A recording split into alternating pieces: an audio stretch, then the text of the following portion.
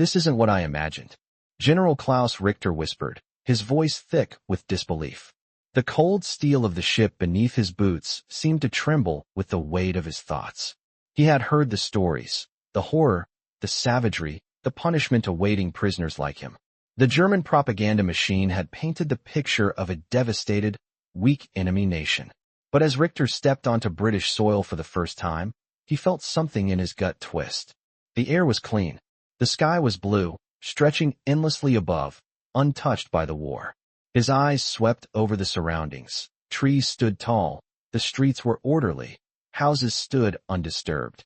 Where were the crumbling buildings, the desperate citizens living in ruin? Where were the shattered remnants of a broken country? Where's the devastation?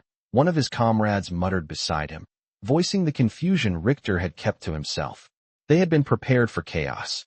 Instead, they found peace. "Welcome to England," the British officer said, offering them food, something they had not expected. The smell of fresh bread and roasted meat wafted through the air. Richter's stomach growled, but his mind raced. Was this a trick? Were they being fattened up for something far worse? He glanced at the men around him. Their faces mirrored his uncertainty. This wasn't the England they'd been told about. As the officer spoke, offering them basic comforts, Richter couldn't shake the feeling that everything he had believed was crumbling.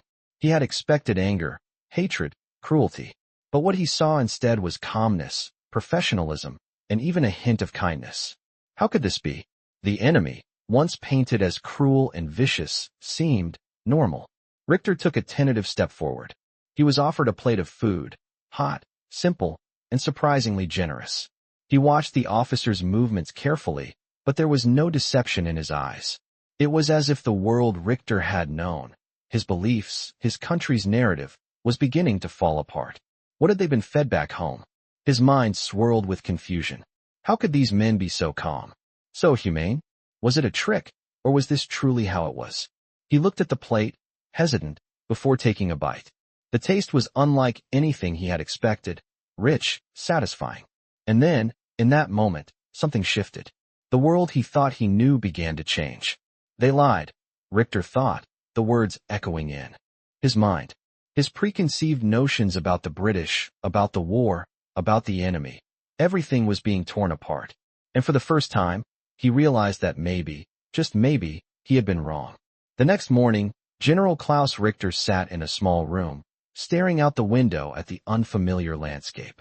His thoughts were a whirlwind of confusion. He had always believed that Britain was a shattered country, barely clinging to survival, a nation broken by war. But what he saw instead was a peaceful, almost serene countryside. The trees swayed gently in the breeze, and the fields stretched out, lush and green, untouched by the horrors of battle. The town beyond the window was quiet, with people going about their daily lives, as if nothing had ever disturbed their world. He felt a sense of disorientation creeping in. The narrative he had been taught, the one that had shaped his entire view of the world, was unraveling before his eyes. He had been told that the British were weak, that their empire was crumbling, that they were on the brink of collapse. But this was something entirely different.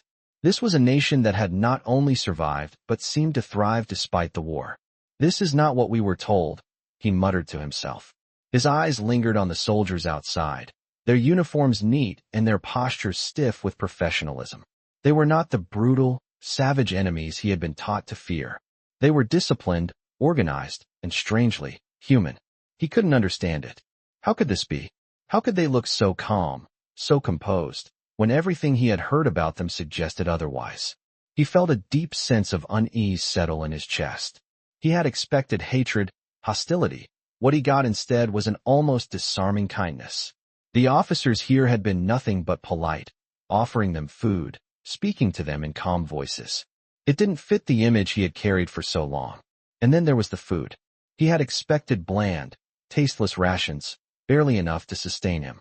What he got instead was a hearty meal, prepared with care, rich in flavor, and surprisingly satisfying.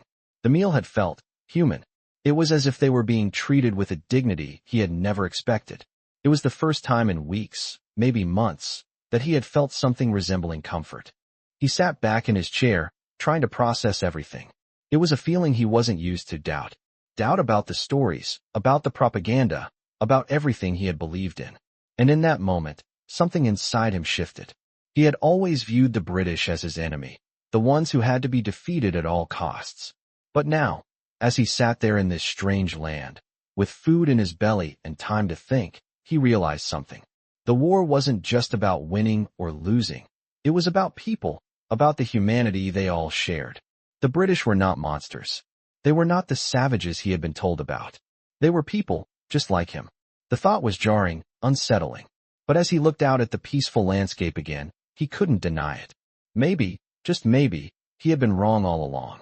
General Klaus Richter stood at the edge of the camp, looking out at the vast expanse of green fields. The morning sun cast a warm glow over the landscape, and for the first time in weeks, he felt a strange sense of calm. The sounds of birds chirping, the rustling of leaves in the breeze, simple, everyday noises, felt almost alien to him. In his life, there had always been the hum of war, the constant tension of survival. But now, here in Britain, it was different. The air was still, and the world felt untouched by the horrors he had known.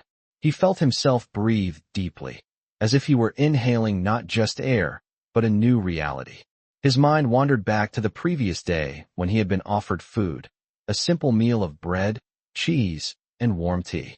It had been unlike anything he had expected. He had braced himself for bland rations, tasteless and lacking in any real nourishment. But what he had been given was rich, filling, and surprisingly delicious. The taste lingered in his mouth even now. It was almost as if the food itself had become a symbol of something more, something beyond the war, beyond the hatred that had driven him here. The kindness he had been shown by the British soldiers was also something that had thrown him off balance. They had spoken to him with respect, with a professionalism that was unfamiliar. There had been no sneering, no mocking, no cruelty, just calm. He could not understand it. These men, who he had been taught to despise, were showing him something he had never imagined: humanity. As the days passed, Richter found himself questioning more and more. Every part of him resisted, clinging to the narrative he had grown up with. But the reality around him could not be denied.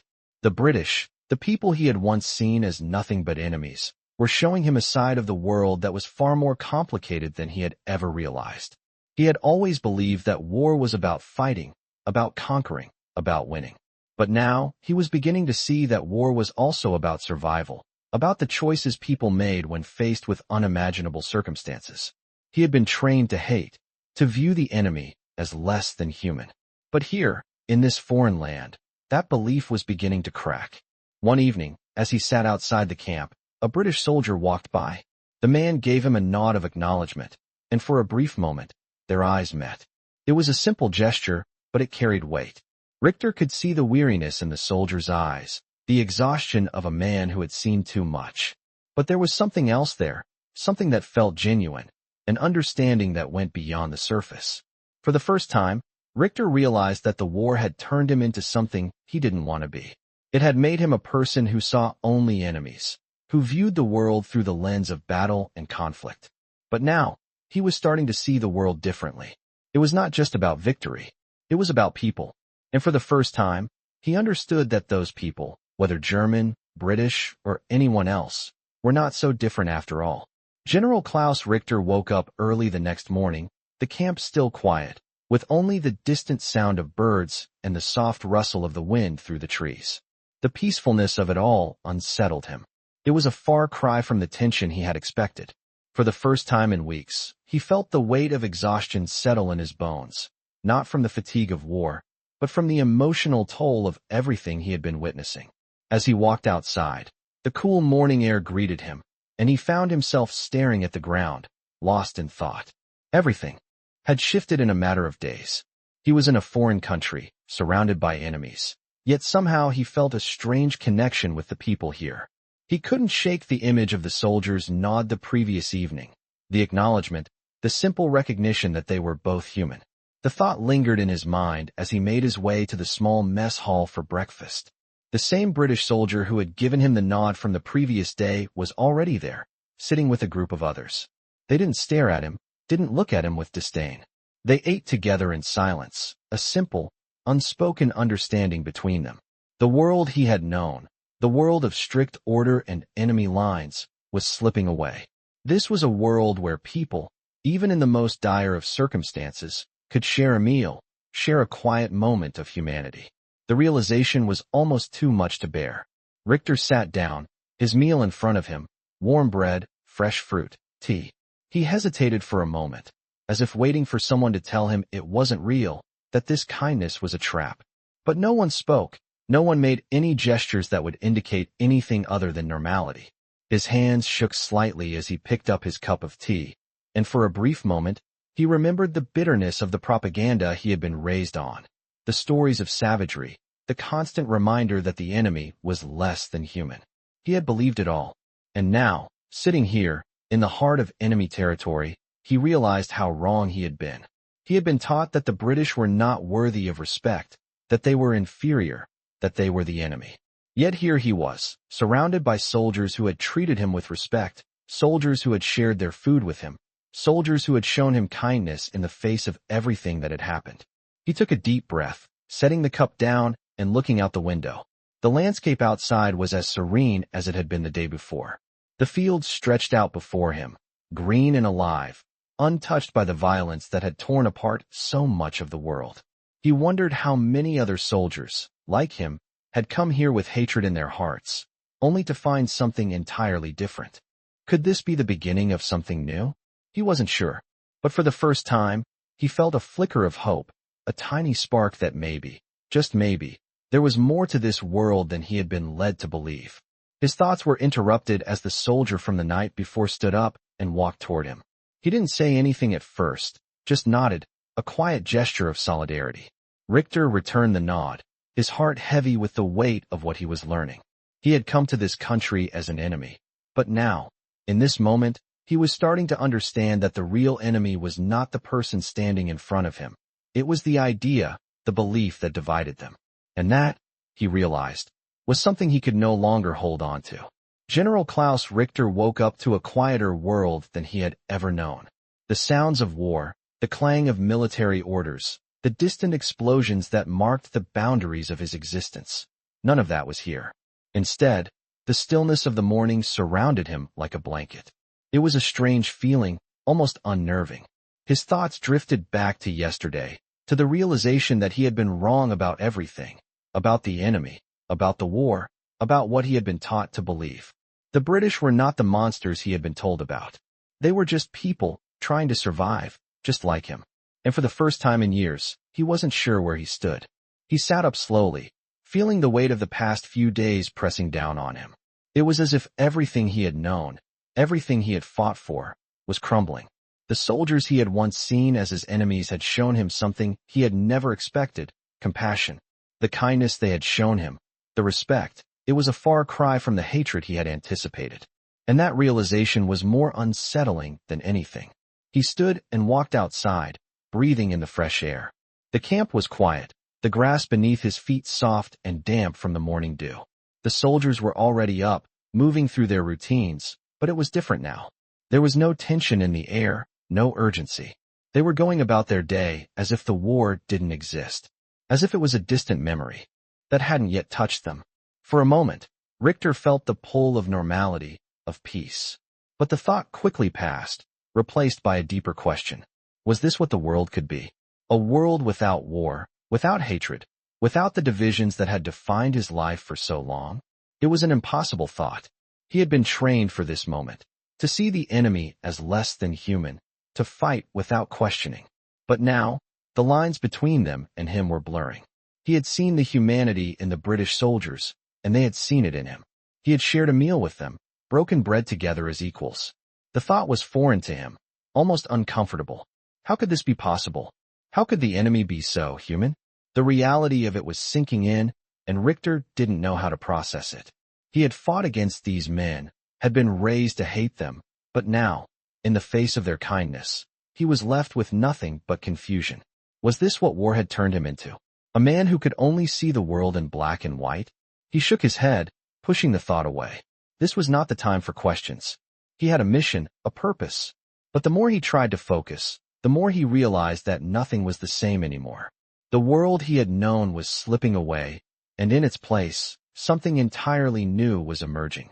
He walked slowly, deep in thought when a soldier approached him, a familiar face from the previous day.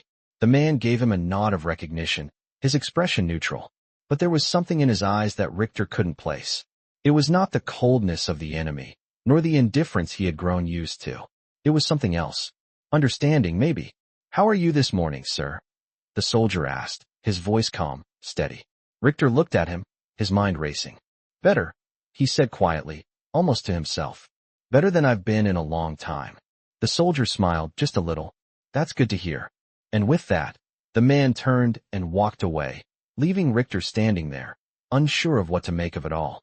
But one thing was clear now. The war was not just about fighting. It was about people. And for the first time, he was starting to see them all, British, German, soldier, civilian, as just that. People. General Klaus Richter sat quietly by himself, his mind still spinning from the realization that everything he had believed was shifting. He watched the British soldiers as they moved through their daily routines, feeling the weight of his thoughts pressing against him. Each moment here felt like a quiet surrender, not to the enemy, but to the truth he had spent years avoiding. The way the British soldiers treated him, like a person, not a prisoner, was something he couldn't ignore any longer. He had fought alongside men who were convinced that the British were nothing more than an inferior foe, weak and unworthy of respect. But the kindness, the civility, the humanity he had encountered here shattered those beliefs completely. He stood up slowly, walking towards the area where the soldiers were gathering for the day's tasks. As he approached, one of the soldiers, a young man named Thomas, caught his eye. Thomas had been one of the first to offer Richter a helping hand when he had arrived, showing him how things worked in this strange, quiet camp. He had spoken to Richter with a calmness, a patience, that had made Richter uncomfortable at first. But now, as they stood facing each other, Richter felt something else, something he hadn't expected, a kind of connection. Thomas looked at him for a long moment, then nodded, a gesture that felt more like a greeting than a mere acknowledgement. "Morning, sir," Thomas said, his voice steady. Richter returned the nod, unsure of how to respond. "Good morning," he said quietly, the words unfamiliar on his tongue. They stood there for a moment, the silence stretching between them, before Thomas spoke again. "How are you feeling today?" Richter hesitated. He wasn't sure how to answer. How could he explain that everything was different now? How could he put into words the turmoil that churned inside him, the guilt and the confusion? "Better," he said finally, his voice barely above a whisper. "Better than I have in a long time." Thomas smiled, though it was a small, knowing smile. "That's good to hear, sir," he said softly. It was a simple exchange, but to Richter, it felt like the weight of the world had shifted. They weren't enemies anymore, not in the way he had always imagined. They were just two men, two people caught in a world they didn't understand, trying to make sense of the chaos. Richter watched as Thomas walked away, joining the others, and he felt a strange sense of peace settle over him. It wasn't the peace of victory or the kind of peace that came with an end to conflict. It was something deeper, more elusive. It was the peace of understanding. For the first time in years, Richter wasn't just a soldier. He was a person, and in this foreign land, surrounded by soldiers who were once considered his enemies, he realized that they were all the same. All just people, trying to survive, trying to make sense of a world that had torn them apart. As the days passed, Richter found himself reflecting on his past. He had spent so much time seeing the world through the lens of the enemy, through the lens of the battlefield. But now, he was starting to see it differently. He wasn't just a prisoner. He wasn't just a German soldier. He was a man, trying to navigate a world that no longer made sense. And for the first time, he didn't have all the answers. He didn't know what the future held, but he knew one thing for certain. The world he had known, the world of hatred and division, was gone. And in its place, something new was beginning to take shape. General Klaus Richter stood by the edge of the camp again, staring out at the fields, the quiet so overwhelming it almost hurt. The world around him seemed still, as if time itself was waiting for him to catch up. His thoughts kept returning to the same point, the realization that everything he thought he knew had been wrong. He had believed that the war, the soldiers, the enemies, they were all just pieces on a chessboard, all moving with a single purpose, victory. But now, with each passing day, Richter was beginning to see that the game was far more complicated than he had ever imagined. The British soldiers, the ones he had been taught to view as brutal, had been nothing like that. They had shown him kindness, patience, and respect, qualities that Richter had never associated with his enemies. He had shared meals with them, talked with them, seen them as people, not just as foes. And now, the lines between enemy and ally were beginning to blur. He couldn't understand how this had happened. How had he gone from viewing them with hatred, with fear, to seeing them as equals? It was a question that haunted him, one that he could not escape. As he walked across the camp, the faces of the soldiers blurred together in his mind. Some were young, no older than the age of his own sons, while others were older, men who had seen too much of the world and had given up the idea of a peaceful future. Yet, despite their differences, Richter found himself connecting with them in ways he never expected. He stopped by a group of soldiers who were resting by the campfire, their voices low but friendly. One of them looked up and waved, a casual gesture, but one that sent a ripple of warmth through Richter. It was a sign of trust, of understanding. He didn't speak immediately, just nodded in return. As he stood there, a memory flickered in his mind. His own father, the man who had taught him to be strong, to be firm in the face of adversity. But his father had also taught him the value of humanity, of understanding the people around you, no matter their background. Richter had forgotten that lesson, had pushed it aside in favor of the military mindset. But now, here, in this strange place, he felt that lesson coming back to him. He had seen what it meant to be human, not just a soldier. And the realization was both humbling and terrifying. He couldn't go back to the way things were. The man he had been before the war, the soldier who had followed orders without question, was fading. But who was he becoming now? Who was he in this new world where enemies could become friends, and where the lines between right and wrong were not so clearly drawn? These were questions he didn't have answers to. But as the day passed, as the sun sank low behind the camp, Richter knew one thing for certain. The world he had once known, the world that had been so clear, was gone. And in its place, something far more complex, far more human, was emerging. As the fire crackled and the soldiers shared stories of their homes, Richter felt a flicker of something he hadn't felt in a long time. Hope. It wasn't the hope of victory, of triumph, but the hope of something more simple, more profound. The hope that, after everything, there was still a chance for people to connect, to understand, and to find peace, even in the most unlikely of places. General Klaus Richter found himself standing at the edge of the camp again, the soft hum of the evening wind brushing against his face. The day had been long, filled with fleeting conversations and quiet reflections. It was a world so different from the one he had known, a world where the lines between enemy and ally no longer seemed clear. The confusion that had followed him since his arrival in Britain had not disappeared, but now it was a quieter confusion, a settling kind of uncertainty. He had spent years living by the principles of war, of duty, of country. But here, in this strange land, those principles felt irrelevant. The soldiers he had once viewed as enemies had become people, flesh and blood, no different from him, no less human. His thoughts turned back to the previous evening, to the conversation he had shared with Thomas, the British soldier who had first offered him a hand of understanding. They had spoken of little, just small talk, the kind that filled empty spaces between men. But that was the point, wasn't it? The moments of connection, the brief exchanges that showed they were, after all, the same. It was those moments that made Richter begin to question everything. The enemy was no longer some faceless other. They were men. Men with families, dreams, and hopes, just like him. As the evening wore on, Richter found himself walking around the camp, the evening air cooler now, brushing past his uniform. He saw the soldiers, British and German alike, gathering around small fires, talking, laughing, and sharing the little they had. There was no tension, no fear of attack. Just men, finding solace in shared humanity. He felt a strange warmth in his chest, something he hadn't felt in a long time. It was a kind of peace, a peace that came not from victory, but from understanding.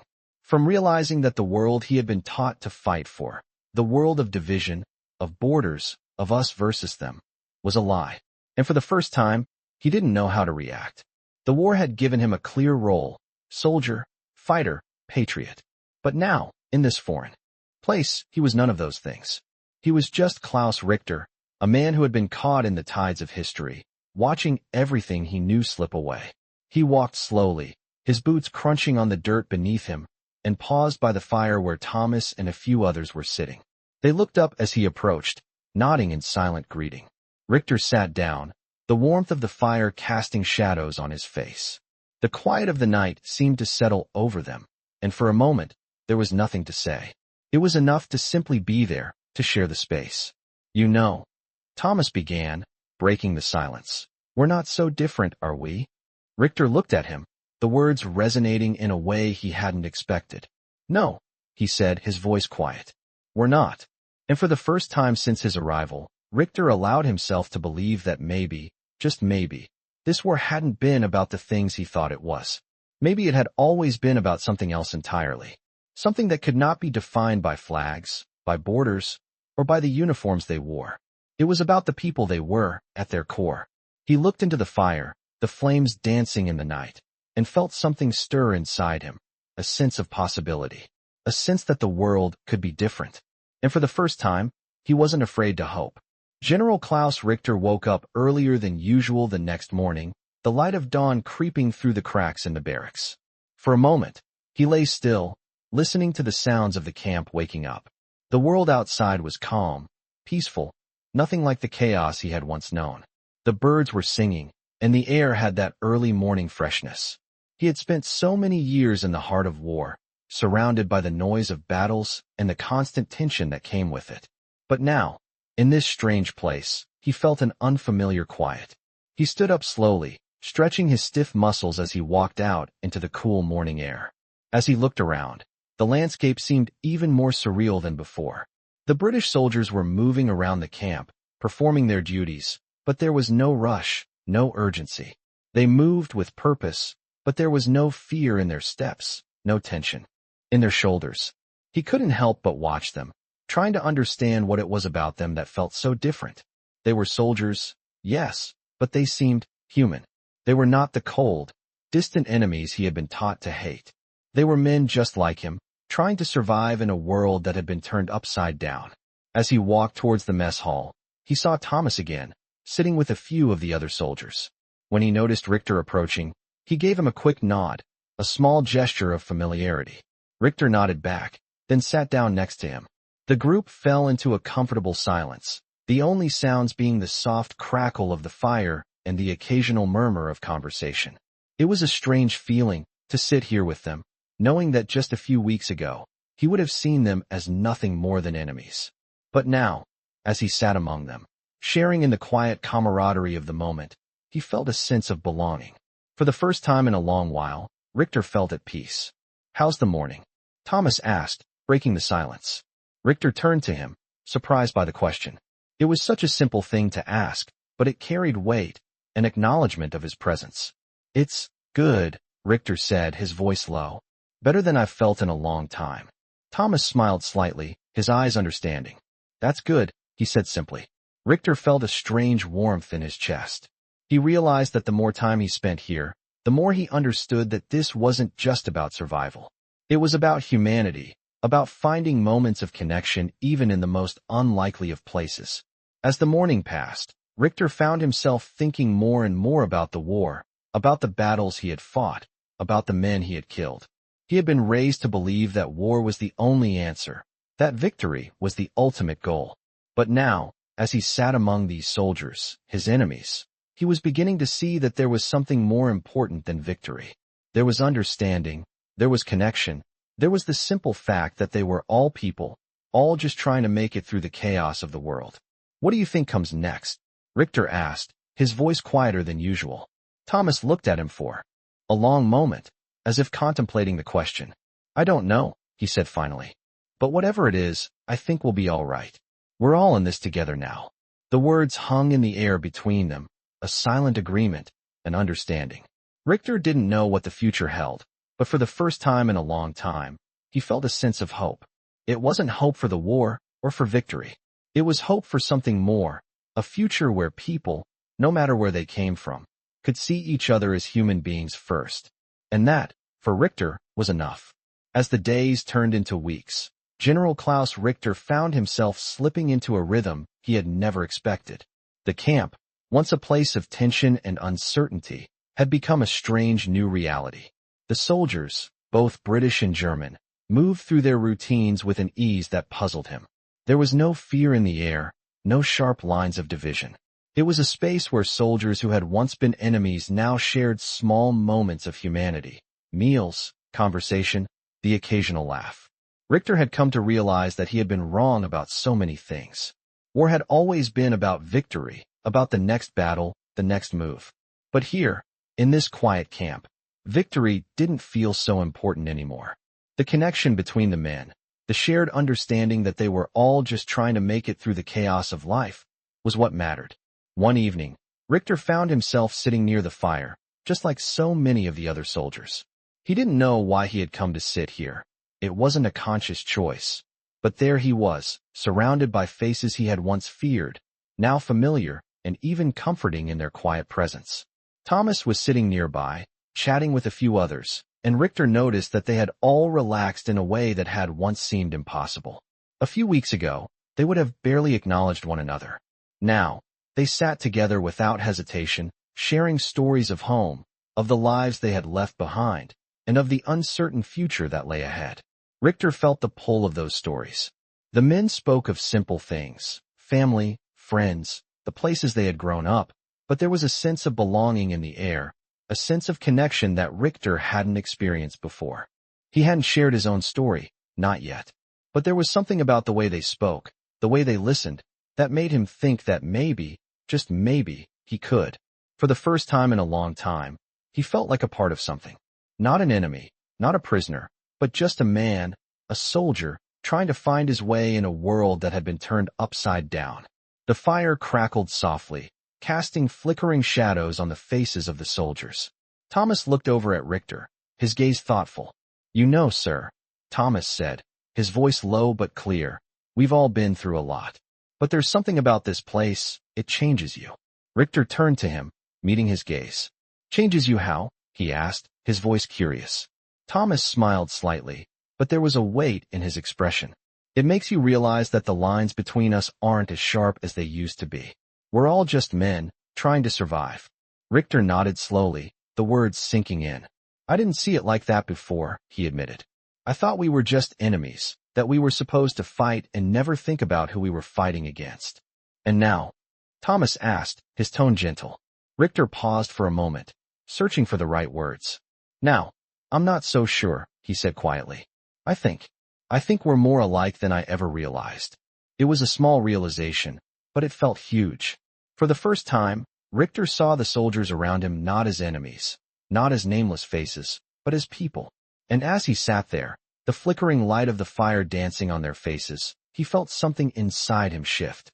The walls he had built over the years, walls of hatred, of fear, were slowly beginning to crumble. And for the first time in a long time, he allowed himself to feel something else, hope. Hope that the world could be different, that the war didn't have to define everything. Hope that maybe, just maybe, there was a chance for peace, not just on the battlefield, but in the hearts of the people caught in it. As the days turned into weeks, General Klaus Richter found himself adapting to this new life in ways he hadn't expected. The soldiers around him, both British and German, were no longer just soldiers to him. They were becoming something more, fellow human beings, bound by the same struggles, the same fears, and the same desires for peace. The harsh lines that had once divided them, that had once defined the very core of his identity, were slowly fading into the background. It was a feeling Richter couldn't shake, even as he went through his daily routines. The simple acts of sharing a meal, exchanging stories, or even just sitting quietly together had become something he looked forward to. The shared humanity he had witnessed among the British soldiers was something he had never thought possible. They weren't the enemy he had been told about. They weren't savage or cruel. They were just men, like him, trying to make their way through a world that had been torn apart by war. One evening, as he sat by the fire, Richter found himself lost in thought, staring into the flickering flames. The sound of laughter filled the air around him, a noise that was almost foreign to him. He looked over at Thomas, who was sitting with a few other soldiers, enjoying the moment. It wasn't anything special, just a simple evening spent together, but to Richter, it felt like something profound. The warmth of the fire, the sound of the men laughing, the sense of camaraderie. It was something he hadn't known in a long time. "It's strange," Richter said, speaking more to himself than to anyone else. "What is?" Thomas asked, glancing at him. "How quickly things change," Richter replied. "How? Just a few weeks ago, I never would have thought we could be like this. Together. Without fear. Without the hate." Thomas nodded, his expression thoughtful. "It's the war, sir. It changes everything. But I think, maybe, it's more than that. Maybe we're just realizing that we're not so different, after all." Richter looked at him, considering his words. He had spent years fighting for his country, believing in a cause that seemed so clear. But now, the clarity was gone.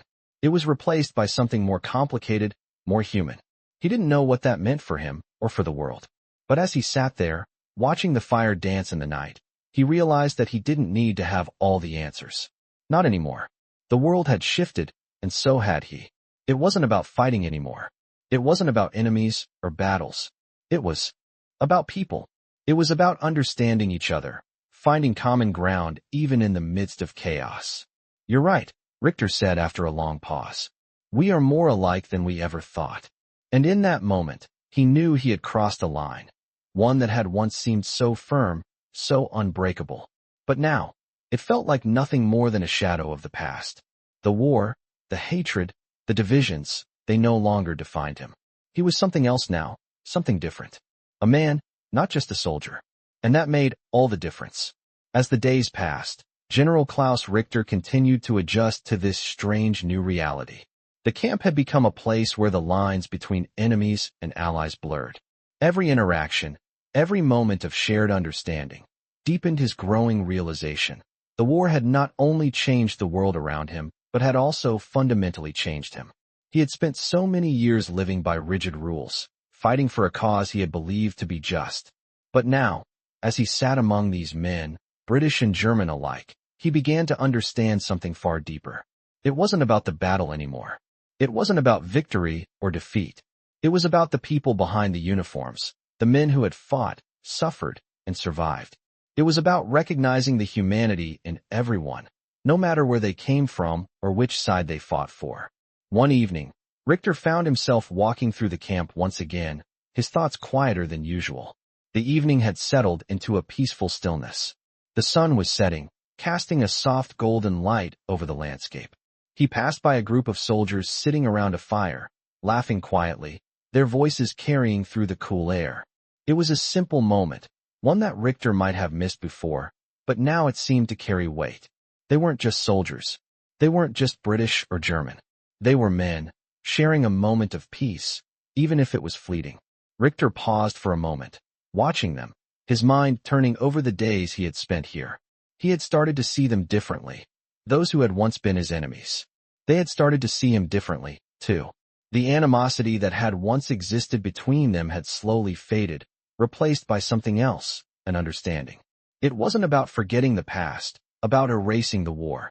It was about acknowledging it, accepting it, and moving forward. As he walked, he was joined by Thomas, the soldier who had shared so many quiet moments with him. Thomas smiled at him, and for a moment, they simply walked side by side, enjoying the rare peace. "You've been quiet lately," Thomas said after a while. Richter looked at him, a small smile tugging at his lips. "I've been thinking," he said slowly, "about everything, about what comes next." Thomas nodded, his expression serious. "We don't know what comes next. None of us do. But we've got each other now. And that's something we didn't have before." Richter thought about this for a moment. The weight of the words settled in his chest. It was true. In the past, he had been alone, surrounded by enemies, focused only on survival. But now, for the first time in years, he felt connected to something. He wasn't just a soldier. He wasn't just a prisoner. He was part of something larger, something that reached beyond the borders of nations and the divisions of war. "I never thought I'd say this," Richter began, his voice low, "but I'm grateful for this. This chance to understand, to see things differently." Thomas glanced over at him, a small smile playing on his lips. "You're not the only one," he said. "I think we're all starting to understand that the war was never about the enemy. It was about us, the people who were caught up in it. We all have more in common than we ever realized." Richter nodded, feeling a sense of clarity he hadn't expected. The war had changed him, Yes, but it had also given him a new perspective. It had shown him that peace didn't come from victory on the battlefield. It came from understanding, from seeing the humanity in others, no matter how different they might seem. As the evening wore on, the fire crackled softly, and Richter felt a flicker of hope inside him. He didn't know what the future held, but for the first time, he wasn't afraid of it. The world had changed, and he had changed with it. And in that moment, he felt a sense of peace. Peace that had once seemed impossible, but now, in the quiet of the camp, felt within reach. General Klaus Richter stood by the camp once more, the soft breeze tugging at his coat as he looked out at the horizon. The sun was setting, casting the sky in hues of orange and purple, painting the world with a calmness he had not known in years. The war, the fighting, the battles, they all seemed so distant now. Richter had been part of that world, a soldier defined by duty and honor, by orders that had never questioned the humanity of his enemies. But now, standing in this place, he realized how much that world had changed. The men around him, the soldiers from both sides of the war, had become more than just figures in a battle. They had become people, real men with stories, fears, and hopes, just like him. He had spent years hating, fearing, and fighting those he was told to see as enemies. But the longer he stayed here, the more he saw that those lines had been false. He had shared meals with these men, laughed with them, and even sat in silence beside them. And each time, it was like peeling away another layer of the walls he had built around himself. They weren't enemies. They were men. The thought still lingered in his mind, unshakable. He hadn't expected this. The quiet moments, the camaraderie, the respect, they all felt foreign but, at the same time, strangely comforting. Richter's thoughts turned to Thomas, the British soldier who had once been a stranger, then a comrade. They had shared moments together that Richter would never have imagined with any of his fellow soldiers back in Germany. "You've changed," Thomas had said to him one evening, his voice light, but with a deeper understanding behind it. "You've come a long way from the man who first arrived here." Richter had smiled at the remark, unsure of how to respond. The truth was, he didn't know who he was anymore. He wasn't the same soldier who had stepped off the boat, filled with fear and pride. He wasn't the same man who had seen enemies everywhere and who had been consumed by the belief that the war was the only thing that mattered. He had become something else, something new, something better. As the fire burned low, Richter felt a strange calm settle over him. He no longer felt the heavy burden of uncertainty that had plagued him since his arrival. There was a clarity now, a quiet knowing that the future would unfold in ways he couldn't control or predict. But he wasn't afraid of it. He wasn't afraid of what was to come, because for the first time, he knew that the real battle wasn't out there on the front lines. It was here, in these moments of connection, in these shared spaces where humanity could still shine through. He stood up, watching the last embers of the fire burn out, and took a deep breath. The world had changed, and so had he. The man he had been before, rigid, determined, always focused on the next battle, was fading away. And in his place, a new man had emerged. A man who understood that victory wasn't found in the battlefield, but in the small moments of peace, in the humanity shared between people. As the night settled in, Richter felt no fear, no anxiety about what lay ahead. Only a quiet hope. A hope that, no matter what happened next, the world he had known would never return. And that was a world he was ready to leave behind.